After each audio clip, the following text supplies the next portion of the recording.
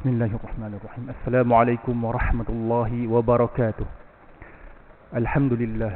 Nahmaduhu wa nasta'inuhu wa nastaghfiruh. Wa na'udzu billahi min shururi anfusina wa min sayyiati a'malina. Man yahdihillahu fala mudilla lahu wa man yudlil fala hadiya lahu. Ashhadu an la ilaha illallah wahdahu la sharika lahu wa ashhadu anna Muhammadan 'abduhu wa rasuluh. Allahumma salli wa sallim ala sayyidina wa habibina wa maulana Muhammad wa ala alihi wa sahbihi ajma'in wa man tabi'ahum ila yaumil amma ba'd. Alhamdulillah, dengan segala limpah kurnianya dapat sama-sama kita menunaikan, dilanjutkan usia dan dikurniakan taufik dan hidayah untuk melaksanakan solat fardu subuh berjemaah dan duduk sebentar yang untuk kuliah yang sepatutnya diberikan oleh Ustaz Al-Fadil Ustaz Ikmal Zaidi, tapi mungkin sebab beliau bertugas bulan Ramadan ni beliau sibuk. Saya pun tak jangka nak bagi kuliah ni. Tapi secara ringkas lah. Tahiyah penghormatan kepada para AJK, para jemaah, ayah ibu saya kasih sekalian. Dalam kuliah terkejut yang sekejap ni saya nak kongsikan sedikit tentang kepentingan, walaupun bukan suatu kewajipan, tapi kepentingan untuk kita memahami. Ni benda ni saya dah cerita di Lembah Paya itu lagi, tapi saya ulang baliklah di sini. Memahami sedikit sebanyak kalimah-kalimah yang berkaitan dengan bulan puasa yang kita sebut sehari-harian, malah di luar bulan puasa pun kita sebut.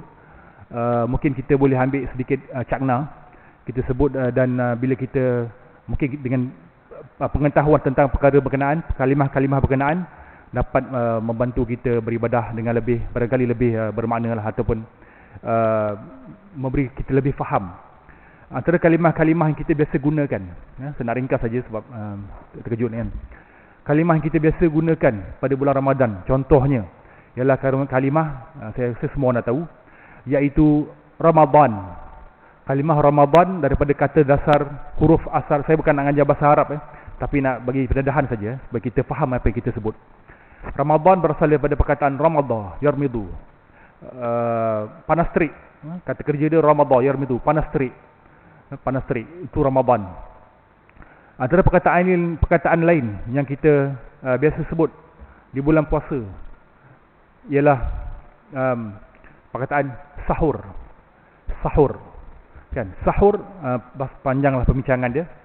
Sahur ada dua sebenarnya perkataan yang berkaitan dengannya. Daripada kata dasar sin ha ra. Satu sahur, satu suhur. Okay, sahur adalah benda makanan yang kita makan, minuman yang kita ambil waktu sahur tu. Sahur, sin al-bari atas, sahur. Tetapi perbuatan memakan sahur, bersahur sebelum kita menunaikan solat, sebelum dia dikumandangkan azan, dipanggil suhur. Sin bari depan. Suhur. Jadi tak salah lah, tak ada masalah kalau kita nak kata suhur atau sahur. Cuma nak bezakan, dia sama juga macam kita sebut wuduk. Perkataan wuduk, ambil wuduk.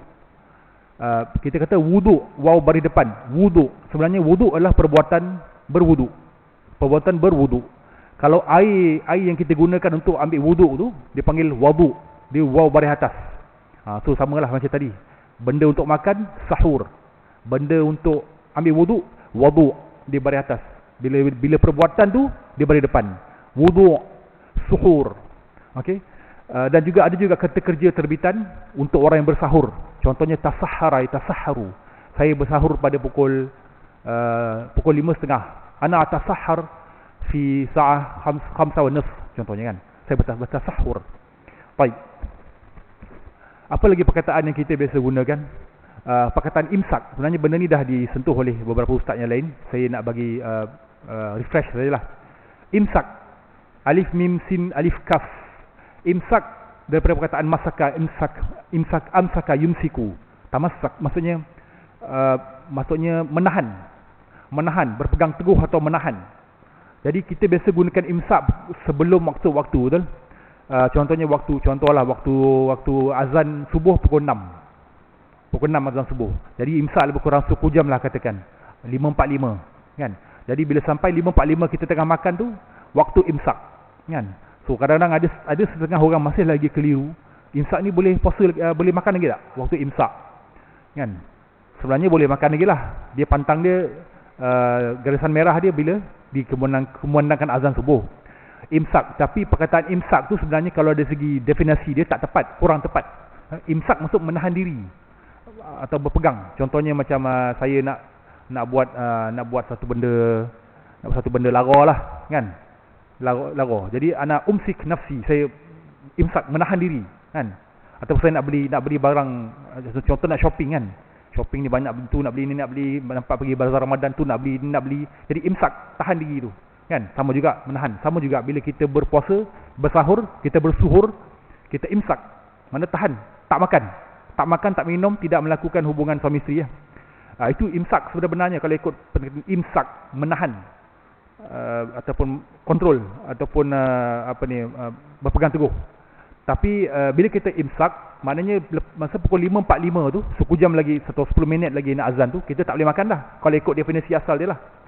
Tetapi kita dah biasa gunakan, dah jadi turun-temurun pun, tak apalah, teruskanlah.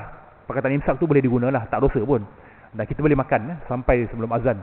Mungkin perkataan yang sesuai untuk kita guna untuk macam lampu kuning lah. Lampu kuning tu pukul 5.45 tu, sekujam sebelum azan tu, mungkin perkataan contohnya ihtiyat. Ihtiyat maksudnya berhati-hati. Lampu kuning, berjaga-jaga. Itu lebih tepat lah dari segi definisinya. Tapi walau bagaimanapun tak apalah, tak salah. Imsak tu boleh, kita boleh makan. Masih boleh makan sampai sampai sebelum azan. Kemudian kita ada perkataan, apa lagi perkataan? Lupa dah perkataan. Sebentar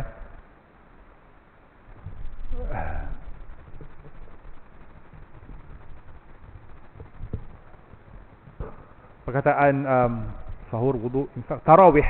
Okey. Tarawih. Kita solat tarawih. Tarawih, ta ra alif waw ya ha. Tarawih. Apa maksud tarawih? Apa maksud tarawih? Tarawih daripada kata dasar dia, huruf dasar dia ra ha. Tarawih, ta, alif, waw, ya, itu semua kata huruf-huruf tambahan lah, huruf imbuhan.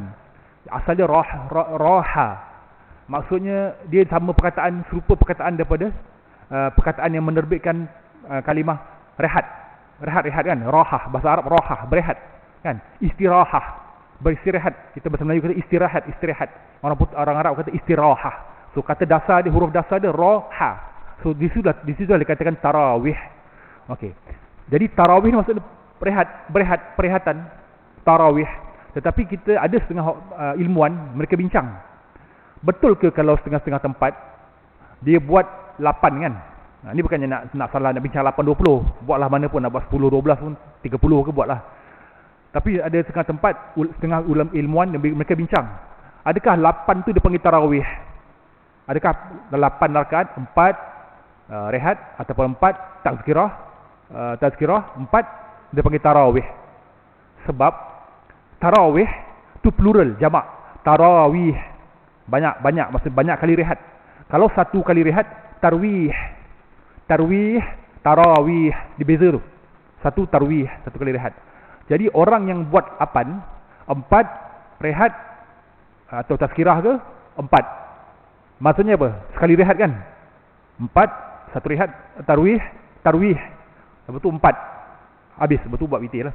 Jadi satu kali rehat dia panggil tarwih. Jadi dia kata, adalah setengah pembincangan ulama, setengah ulama ni, dia kata tak sesuai panggil yang buat 8 tu tarawih, kan? Ni bukan nak menimbulkan polemik lah 8-20 tu. Ini sekadar kalimah saja, terminologi saja. Jadi yang sesuai kata tarawih ni banyak rehat ialah orang yang buat 20 contohnya. Bila buat 20, berapa kali rehat? 4 tarwih satu kan? Betul 4 lagi, dah 8. Rehat lagi. Rehat sekejap lah, kita doa kan? Betul 4 lagi. Mana rehat. 3 ke atas, 4-5 kali rehat, baru sesuai dia panggil tarawih.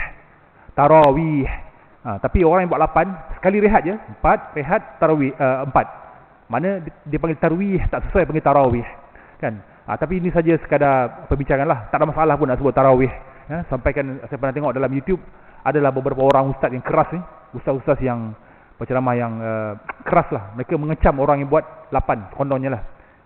Kita tak memilih jalan sedemikianlah, merendahkan orang yang buat 8. Sebab dia kata mana boleh buat 8 kan. Sebab 8 tu tak sesuai tarawih. Tarawih tak kena satu kali rehat. Dia kalau nak tarawih mesti banyak kali rehat. Maknanya 20 ke atas. Tapi itu sekadar ada ilmuwan lain, ustaz lain jawab lah. Dah jawab dah, dah rot dah, tak ada masalah tu. Itu sekadar perkataan sahaja. Baik. Dan last kali, akhirnya sebelum saya tutup, satu lagi perkataan yang biasa dalam bahasa Arab ialah perkataan apa perkataan lagi? Sembahyang, solat. Okey, sembahyang. Sembahyang, kita kata sembahyang. Tarawih tadi sembahyang. Okey, sembahyang asal daripada perkataan apa? Sembahyang. Agak apa kita kata apa? Sembahyang. Itu bahasa Melayu. Bahasa Melayu lah ya, digunakan sejak mungkin ribuan tahun dahulu kan. Sembahyang asal daripada perkataan yang setakat bacaan saya lah, sembah pohyang, sembah moyang, sembah moyang, sembah pohyang. Sebab sejarahnya orang Islam dahulu, ribuan tahun dahulu, mereka ni beragama animisma, sembah objek alam, Hindu, Buddha. Agama-agama ni yang bertapak lama di tanah Melayu dulu sebelum kedatangan Islam. Jadi mereka upacara tu dipanggil sembahyang. Sembahyang. Jadi sembah poyang, sembah moyang, sembah nenek moyang. Jadi bila datang Islam, perkataan tu dikekalkan. Sembahyang lah dikekalkan. Datang Islam, datang bahasa Arab ke tanah Melayu, sembahyang. Jadi kadang-kadang ada orang tanya, boleh ke guna perkataan sembahyang? Kan sebab ada setengah-setengah penceramah ustaz, mereka kata kita guna perkataan solat lah. Jangan guna perkataan sembahyang lagi dah, kita guna solat. Islam dah ada solat. Tapi again, lagi sekali, itu adalah hanya sekadar perkataan saja. Bukannya bila kita sembahyang tu kita sembahyang macam mana datuk nenek moyang kita dulu sembah moyang tu. Itu perkataan sahaja. Ya. So tak ada masalah sembahyang ke solat dah, tapi kita kalau dah belajar perkataan solat, guna perkataan solat kan. Satu lagi saya lupa nak sebut tadi, accent sikit. Tadi kita tarawih kan, perkataan tarawih tu sefaham saya yang saya belajar, tarawih tu perkataan tu mula muncul pada zaman kemudian sikit, bukan pada zaman Nabi atau para sahabat. Jadi bila mereka nak solat 8 ke 20 pada malam tu, zaman Nabi tu, mereka kata mereka panggil qiyam, solat qiyamul lail, qiyam kan. Contohnya jom kita qiyam malam ni, kita qiyam qaf ya alif mim, qiyam, kita qiyam, kita qiyamul lail malam ni. Mereka tak kata jom kita tarawih malam ni. Tak ada. Malam tadi kau tarawih dengan Nabi berapa rakaat? Mereka tak cakap tarawih tu tak ada masa tu, tak digunakan. Perkataan tarawih tu bukan meluas, bukan satu benda yang trend waktu tu. Kan? Masa tu qiyam. Qiyam maksudnya mendirikan. Mendirikan. Qiyamul lail, mendirikan malam. Jadi tarawih ni datang kemudian. Perkataan tarawih datang kemudian oleh ulama-ulama kemudian. Tak ada masalah. Dan last kali beberapa kali last, ini betul-betul lastnya. Perkataan puasa. Perkataan puasa daripada mana? Kita belajar perkataan bahasa Arab. Perbuatan puasa dipanggil siam. Sad ya alif mim, siam, ataupun saum. Sad alif waw mim, saum. Ada dua perkataan. Orang putih panggil fasting. So saum dengan siam pun ada beza sikit. Ulama kata ada beza sikit. Dalam Quran disebut saum dan disebut siam. Beza dia lah, siam maksudnya menahan diri daripada makan, minum dan hubungan suami isteri. Syahwat suami isteri, itu siam. Tapi saum lebih dalam lagi. Saum maksudnya ialah menahan diri daripada makan, imsak, diri daripada makan, minum, hubungan suami isteri, dan juga menjaga akal, menjaga lidah, menjaga hati, menjaga panca indera daripada perkara-perkara yang lara, perkara-perkara yang boleh merosakkan pahala puasa tu, pahala ibadah tu. So saum lebih besar, maknanya lebih dalam. Okey. Perkataan puasa bahasa Melayu datang daripada mana? Puasa bahasa Melayu datang daripada perkataan Sanskrit. Sekadar bacaan saya lah. Sanskrit. Bahasa Sanskrit ni bahasa dulu sebelum orang Melayu dapat Islam lagi, sebelum dululah kan. Zaman Sanskrit ni biasanya zaman dulu Sanskrit ni banyak agama Hindu lah. Banyak pakai Sanskrit. Ya, masa dulu zaman dulu.